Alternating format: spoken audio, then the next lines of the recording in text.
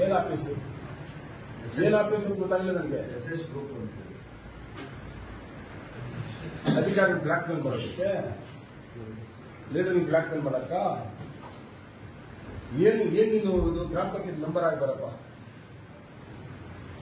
ಸಮಾಜ ಸೇವೆ, ಯಾವ ಸಮಾಜ ಸೇವೆಗಳು ನೋಡ್ತಾ ಇದೀವಲ್ಲ ನಾವು.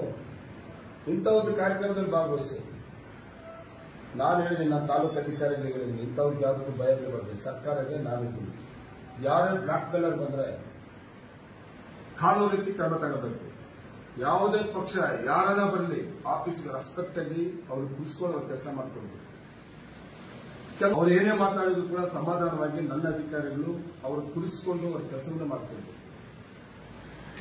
ಅದನ್ನ ಬಿಟ್ಬಿಟ್ಟು ನನ್ನ ಸಂಘ ನನ್ನೊಂದು ಬ್ಲಾಕ್ ಮೇಲ್ ಮಾಡಿಕೊಂಡು ಬೆಜಿಕೆ ಮಾಡೋಕೆ ನನ್ನ ತಾಲೂಕಿನ ಆಡಳಿತ ಯಾವುದೇ ಕಾರಣದಿಂದ ಹೋಗ್ಬಿಟ್ಟು ನನ್ನ ತಾಲೂಕಿನ ಅಧಿಕಾರಿಗಳಿಗೆ ಸೀರಿಯಸ್ ಆಗಿರ್ತೀನಿ. ನಮ್ಮ ತಾಲೂಕಲ್ಲಿ ಹೋರಾಟಗಾರವರು ನಿಜವಾಗ್ಲೂ ಹೋರಾಟಗಾರರವರು, ಪಾಪ ನಿಜವಾಗ್ಲೂ ಹೋರಾಟಗಾರರು ಇವತ್ತು ಕೂಡ ನಮ್ಮ ತಾಲೂಕಲ್ಲಿ ಇಲ್ಲ ಅಂತಿಲ್ಲ. ಯಾವ್ದನ್ನ ಇದ್ರೆ ಹೋರಾಟ ಮಾಡ್ತಾರೆ, ಆ ಹೋರಾಟಕ್ಕೆ ಪ್ರತಿಫಲ ಕೂಡ ತಗೊಂಡವ್ರೆ ಅನ್ಯಾಯ ಆಗಿರೋರಿಗೆ.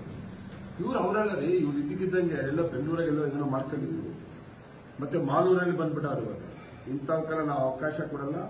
ನಿಜವಾಗ್ಲೂ ಯಾರು ಹೋರಾಟಗಾರರಿದ್ರೆ ಅವ್ರಿಗೆ ಗೌರವವನ್ನು ಕೊಡಬೇಕಾಗ್ತದೆ, ಮತ್ತೆ ಅವ್ರಿಗೆ ಸಹಕಾರವನ್ನು ಕೂಡ ಕೊಡಬೇಕಾಗ್ತದೆ. ಹೋರಾಟಗಾರ ಬೇಕೇ ಬೇಕು. ಹೋರಾಟಗಾರ ಇಲ್ಲ ಅಂದ್ರೆ ನಿಜವಾದ ಹೋರಾಟಗಾರರು ಯಾವುದೇ ಅಧಿಕಾರಿ ಆಗ್ಬೋದು, ಯಾವುದೇ ರಾಜಕಾರಣಿ ಆಗ್ಬೋದು, ಅವ್ರಿಗೆ ಎಚ್ಚರಿಕೆ ಗಂಟೆ ಇರಲ್ಲ. ಎಚ್ಚರಿಕೆ ಯಾವಾಗ ಬರ್ತಂದ್ರೆ ನಿಜವಾಗ್ಲೂ ಹೋರಾಟ ಮಾಡೋದಿದ್ದಾಗ, ಅನ್ಯಾಯ ಆದಾಗ ಹೋರಾಟ ಮಾಡೋದಿದ್ದಾಗ ಆ ಅನ್ಯಾಯ ಆಗಿರೋ ಪರವಾಗಿ ಕೆಲಸ ಆಗ್ತದೆ. ಅದು ನನ್ನ ಗೌರವ, ನನಗೆ ಗೊತ್ತಿದೆ. ನನಗೆ ಅದನ್ನ ಬಿಟ್ಟು ಇಂಥವಕ್ಕೆಲ್ಲ ನಾವು ಭಯ ಬೀಳಕ್ಕೆ ಹೋಗುದಿಲ್ಲ.